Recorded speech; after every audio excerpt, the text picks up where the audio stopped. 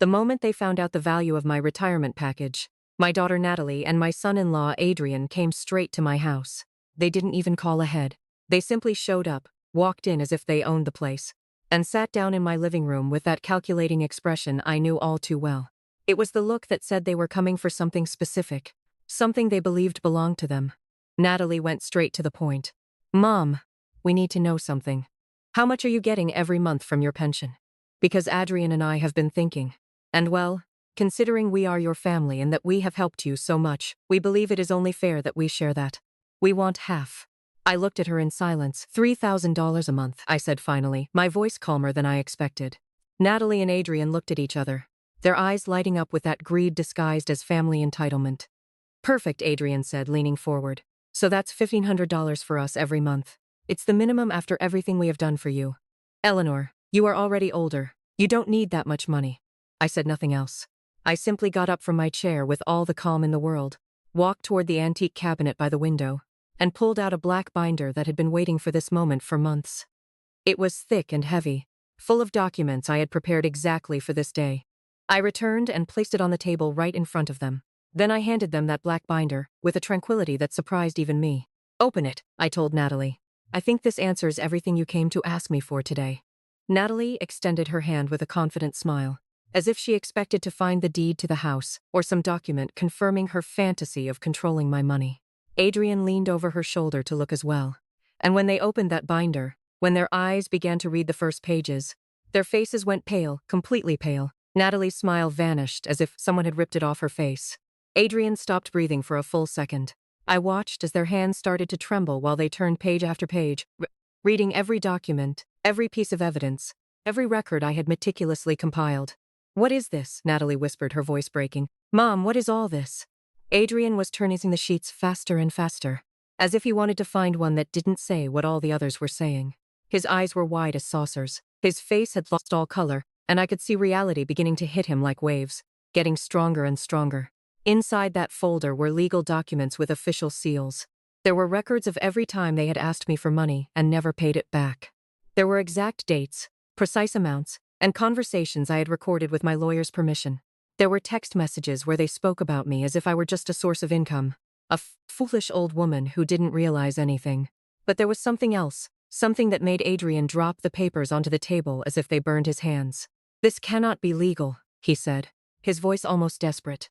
"You have no right to." It was a small smile, but loaded with the weight of the years I had spent enduring, staying silent, waiting for the right moment. "Oh, but I can, Adrian.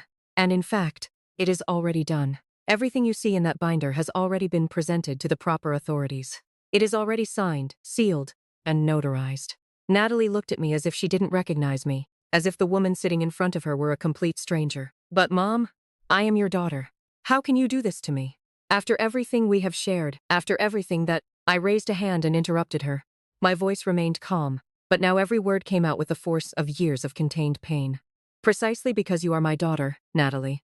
You should know better than anyone why I am doing this. You came to my house without warning, entered as if you were the owners, and demanded half of my retirement, half of 40 years of my work, of my sacrifices, of my sleepless nights, as if it were a right you have simply for existing." I stood up and looked down at both of them.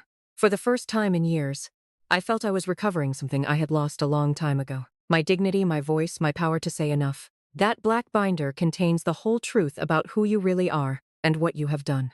And now you are going to live with the consequences of having treated a 70-year-old woman as if she were worth nothing more than the money you could tear from her. You are going to understand that a mother can love her daughter, but she can also defend herself when that daughter becomes her worst enemy. Adrian tried to stand up, but I raised a finger. "Sit down. I have not finished speaking yet." And to my surprise, he sat, because in that moment, both of them had just understood something fundamental. The little old lady they thought they could manipulate didn't exist anymore. In her place was a woman who had learned to use the law, the truth, and her own intelligence as the most powerful weapons that exist. But to fully understand how I arrived at that moment in that living room with that black binder in my hands, and that expression of terror on the faces of my daughter and son-in-law, I need to go back to the beginning of it all. I need to return to that morning just a few weeks earlier, when everything began to crumble, in a way I had already sensed, but didn't want to accept. It was a Tuesday. I remember it perfectly because Tuesdays have always been my days to deep clean the house, to put everything in order, to keep every corner of this home exactly as it should be. I woke up at 6 in the morning as I always do, made my coffee, and sat by the kitchen window to watch the sun begin to illuminate the streets of my neighborhood. There is something in those first moments of the day that has always given me peace. That silence before the world wakes up, when everything is still, and you can hear your own thoughts without interruptions. But that morning, even amidst that silence, I felt a weight in my chest I couldn't explain. A sensation that something was about to change, that a storm was approaching, and I was right in its path. I drank my coffee slowly, letting the heat of the mug warm my hands. At 70 years old, the morning chill feels different. It gets into your bones in a way it didn't before. But it wasn't just the physical cold making me shiver that morning. It was something else. It was the premonition that my life, as I knew it, was about to take a turn from which there would be no going back. The house was too quiet, too empty. I have been living alone since my husband died almost 15 years ago, and I thought I had gotten used to the solitude. But there are days when the silence weighs more than others. Days when you walk down the hallways and can hear the echo of your own footsteps, and you realize no one else is going to arrive to fill that void. Natalie used to visit me more often before. When she was younger, when she hadn't yet married Adrian, when she still looked at me with something that resembled affection, we would go out on Sundays. She would help me with the groceries, and we would sit and talk for hours. But that was a long time ago. So long ago that sometimes I wonder if it really happened or if it was just a nice dream. The truth is, Natalie changed a lot after marrying Adrian. He was a man who seemed charming at first, but with time his true nature began to show. He was ambitious, always looking for easy money, and he quickly realized that my daughter was easily manipulated. He started to influence her little by little, to see me not as her mother, but as a resource, a bank account, a means to an end. It started with small requests. Mom, can you lend us a little money for rent this month? Adrian's job is a bit slow. Or, Mom, we really need a new car. Ours is breaking down. Could you help us with a down payment? At first, I helped them. I loved my daughter, and I wanted her to be happy. I believed their promises to pay me back, promises that never materialized. The amounts grew. The excuses became more elaborate, and their visits became less about spending time with me, and more about what they could extract from me. I remember one Christmas, they showed up empty-handed but with a long list of things they needed. I had prepared a simple dinner, hoping for a quiet family evening. Instead, they spent the entire meal talking about their financial woes, hinting that I should help them. I felt like an ATM, not a mother. That night, after they left, I cried. I cried for the daughter I had lost, for the respect that had vanished, and for the fear that was beginning to take root in my heart. The fear wasn't just about losing my money. It was about losing myself, about becoming a victim, a doormat, an old woman who couldn't say no. I had worked hard all my life. My husband and I had saved diligently for our retirement, dreaming of a peaceful old age, free from financial worries now. That dream was being threatened by my own daughter. The turning point came a few months before the confrontation. I had just received the official documents detailing my full retirement package. It was a substantial amount, enough to live comfortably for the rest of my life, but not enough to support 2 other adults indefinitely. I made the mistake of mentioning it to Natalie during a phone call. Her reaction was immediate. Her voice, usually sweet when asking for money, became sharp, insistent. Mom, you have to help us. Adrian has this amazing business idea, but we need capital. We're talking about a huge opportunity. I tried to explain that my retirement was for my own needs, for my health, for my future. But she didn't listen. She just heard money. That conversation ended with her slamming the phone down, and me feeling a cold dread settle in my stomach. That's when I knew. This wasn't going to end well. They were coming for it all. I confided in my best friend, Sarah. Sarah had been my rock since my husband passed away. She listened patiently as I recounted years of their demands, my growing fear, and the recent phone call. Eleanor, she said, her voice firm. You need to protect yourself. They are not your children anymore. They are predators. You need to get a lawyer. The idea of taking legal action against my own daughter was heartbreaking. But Sarah was right. I couldn't let them destroy everything I had worked for. So, I found Catherine Reynolds, a lawyer specializing in elder abuse and family law. She was a no-nonsense woman with kind eyes, and she understood my predicament immediately. Mrs. Davies, she said, this is more common than you think. Adult children often feel entitled to their parents' assets. We need to build a strong case to protect you. Over the next few weeks, Catherine and I worked tirelessly. I gathered every piece of evidence I had. Bank statements showing transfers, old text messages where they asked for money, even a few recorded phone calls I had discreetly made. Catherine advised me to install discreet security cameras in my house. They were not obvious, but they covered all the main areas: the living room, the kitchen, the entrance. Catherine had advised me to visually document any future incident. We prepared documents revoking any power of attorney Natalie might have had over my medical or financial decisions. She created a new will where I specified exactly how I wanted my assets distributed, with clauses preventing Natalie from contesting anything. She drafted formal letters establishing clear boundaries regarding their access to my property. This was the black binder. And then the moment arrived that I knew would come. One afternoon, approximately 3 weeks after their last visit, Natalie and Adrian appeared at my house again. This time, they didn't even use the key. They simply pounded on the door with force, almost as if they wanted to break it down. I opened the door and found them standing on my porch, both with expressions of poorly disguised irritation. "Enough time has passed, Mom," Natalie said without even saying hello. "We came for your answer. Are you going to give us the money every month or not?" "Come in," I told them calmly. "I think it is time we had a serious conversation." They entered my living room with that arrogant attitude I knew so well. Adrian immediately went to the sofa and dropped onto it. Natalie remained standing, looking at me with impatience. "So what is your decision?" she asked, crossing her arms. I sat in my chair, aware that every word, every gesture was being recorded by the cameras they didn't know existed. I kept my voice calm, almost neutral. "I have been thinking a lot about your proposal," I began. "And I have reached some important conclusions." Natalie smiled, clearly believing she had won. "I knew you would come to your senses, Mom. I knew you wouldn't want to end up alone, but..." I didn't let her continue. "I have concluded that you have no right to my money, that your threats are unacceptable, and that your behavior toward me for years has been abusive and manipulative." The silence that followed was dense, heavy. Natalie looked at me as if she hadn't understood my words correctly. Adrian sat up on the sofa, his expression changing from relaxed to tense in a second. "What did you say?" Natalie asked, her voice dangerously low. I stood up and walked to the cabinet by the window. I took out the black binder, now thick with all the documents I had compiled over the last weeks. I held it in my hands, feeling its weight, feeling the power it represented. I said, "You are not going to receive a dime of my pension," I repeated with a firm voice. "And not only that, you are going to stop entering my house whenever you want. You are going to give me back the key you have, and you are going to start treating me with the respect I deserve." Adrian jumped to his feet. "You cannot talk to us like that. You cannot kick us out. We are your family." I walked back to my spot and placed the black binder on the coffee table right in front of them. I pushed it gently toward Natalie. "Open it," I told her. "I think this answers everything you came to ask me for today." Natalie looked at the black binder as if it were a poisonous snake. Her hands trembled slightly when she took it, and I could see her swallow before opening it. Adrian approached immediately, leaning over her shoulder to see the contents. The first page was a formal letter from my lawyer, Catherine Reynolds, addressed to both of them. It was written in flawless legal language, but the message was clear. It ceased immediately all permissions they had regarding my property, my finances, and my personal decisions. Natalie turned to the second page. It was a notarized document revoking any power of attorney she might have had over my bank accounts. Her eyes moved rapidly over the words, and I watched her face lose color with every line she read. "This has no validity," she said with a trembling voice. "You cannot do this without consulting us." "Oh, but I can," I replied calmly. "And it is already done. Everything was reviewed by lawyers, notarized, and legally registered. Every document in that binder is completely valid." Adrian snatched the binder from Natalie's hands and began flipping through the pages with abrupt, desperate movements.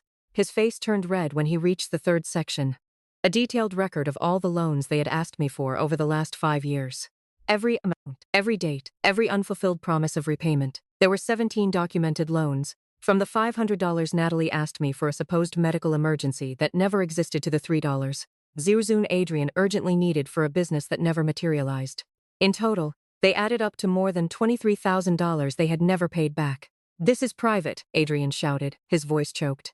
"You have no right to document this like this." "I have every right," I responded. "Especially when you came to demand more money without having returned a cent of what I already lent you." Natalie kept turning pages, her breathing increasingly agitated. She reached the section of medical evaluations. 3 certificates from different doctors, all with recent dates, all confirming my complete mental capacity and absolute lucidity. "You went to 3 different doctors?" she asked incredulously. "All this for what?" "To prove you are sane. To ensure that when you tried to declare me incompetent, as you threatened to do, you would have no legal basis to do so," I explained. "Each of those doctors is willing to testify in court if necessary." Adrian dropped the binder on the table as if it burned his hands. There were more pages, including transcripts of my recorded conversations with them, and even printouts of their text messages discussing how to get more money from the old woman. Their faces were a mixture of shock, anger, and dawning fear. They finally understood. I wasn't the naive, easily manipulated mother they thought they knew. I was a woman who had been pushed too far, and I was fighting back. "Get out of my house," I said, my voice firm and unwavering. "And don't ever come back unless you are invited. The key you have is now useless. I've changed the locks. And if you ever try to declare me incompetent or contest my will, everything in that binder will be presented in court. You will face legal consequences, and the world will know exactly what kind of people you are." They stared at me, speechless. The arrogance had completely drained from their faces, replaced by a raw, naked fear. Adrienne, usually so boisterous, was utterly silent. Natalie, my own daughter, looked at me with an expression I had never seen before, a mixture of betrayal and terror. They slowly stood up, picked up the binder, and without another word, turned and walked out of my house. I watched them go, and as the door closed behind them, a profound sense of relief washed over me. It was over. The years of manipulation, the constant anxiety, the feeling of being used, it was all finally over. The aftermath wasn't entirely peaceful. They tried to fight back. They sent angry letters through their own lawyer, threatening to sue me. But Catherine was ready. She responded with a detailed breakdown of all the evidences in my black binder, making it clear that any legal battle would expose their manipulative behavior to the public and likely result in a judgment against them. Faced with the overwhelming evidence and the prospect of public humiliation, they eventually backed down. The legal threats ceased. I didn't see or hear from Natalie or Adrienne for a long time. It was painful, of course. A mother never truly stops loving her child, no matter how much they hurt her. But the peace I felt was a different kind of love, a love for myself, for my dignity, for the life I had built. With the peace of mind that came after setting firm boundaries, I began to truly enjoy my retirement. I joined a group of volunteers at the hospital where I had worked, helping organize activities for long-term patients. Sarah and I started traveling together, small trips to nearby cities, visiting places we had always wanted to see but never had time for. I invested part of my pension in fixing up my house, making it more comfortable and accessible for my years. I also met other women in situations similar to mine. We formed a small support group. We met every 2 weeks to drink coffee and share our experiences. I discovered I was not alone, that there were many mothers who had to make difficult decisions to protect themselves from adult children who saw them only as resources. 2 years after the trial, I received a letter. It had no return address, but I recognized the handwriting immediately. It was from Natalie. I opened it with trembling hands, not knowing what to expect. The letter was brief. It didn't ask for forgiveness directly, nor try to justify what she had done. It simply said, "Mom, I am starting to understand many things I didn't understand before. Hard work has taught me lessons I never learned when things came easy. I don't ask you to forgive me now. I just want you to know that I finally sees what I didn't want to see. I hope you are well. I hope you are happy, Natalie." I put the letter in a drawer. I didn't reply. Maybe some days I would, or maybe not. But the fact that she was finally understanding something, even if late, gave me a small measure of peace. Life continued. My house remained my sanctuary. The plants in my garden continued to bloom. Sarah and my other friends continued visiting me regularly. My pension allowed me to live with dignity and comfort, help causes that mattered to me, and enjoy the years I had left without the constant anxiety of being exploited. Did I miss my daughter? Of course, I missed the little girl she had been, the young woman she could have been if she had made different choices. But I didn't miss the abuse. I didn't miss the threats. I didn't miss living in constant fear that they would come to demand more than I could give. One afternoon, sitting on my porch watching the sunset, Sarah sat next to me with 2 cups of hot tea. "Do you ever regret what you did?" she asked softly. I thought about it for a long moment before answering. I regret that it was necessary. I regret that my daughter and I reached that point. But I don't regret defending myself. I don't regret having chosen my dignity over her manipulation. Sarah nodded. "You did the right thing, Eleanor. You gave them the chance to change when you handed them that black binder. They chose to fight instead of reflect. That was their decision, not yours." She was right. I had given them a chance to see the truth, to confront their own behavior, to choose a different path. They chose denial and attack. The consequences they faced were the result of their own actions, not mine. Now, as the sun set painting the sky with oranges and pinks, I felt something I hadn't felt in years. True peace. It was not the peace of having everything resolved perfectly. It was not the peace of a happy family gathered around a table. It was peace of knowing I had defended my worth as a human being. The peace of knowing I had set healthy boundaries. The peace of knowing the last years of my life would be lived on my own terms. Today I am alone in the sense that my daughter is not in my life in the way I once imagined she would be. But I am not empty. I am surrounded by true friends who value me for who I am, not for what I have. I am full of purpose through my volunteer work. I am at peace with the decisions I had to take. And if someday Natalie knocks on my door with a genuine change in her heart, with real respect and not with demands disguised as filial love, maybe we can start over. But if that day never comes, I will also be okay. Because I learned the most important lesson of all. Being alone with dignity is infinitely better than being accompanied by people who treat you without respect. And that black binder I handed them that day not only contained legal documents, it contained my Declaration of Independence, my silent scream that I would no longer be a victim. My promise to myself that the years I had left would be lived with my head held high. Today I am alone, but for the first time in a long time I am at peace.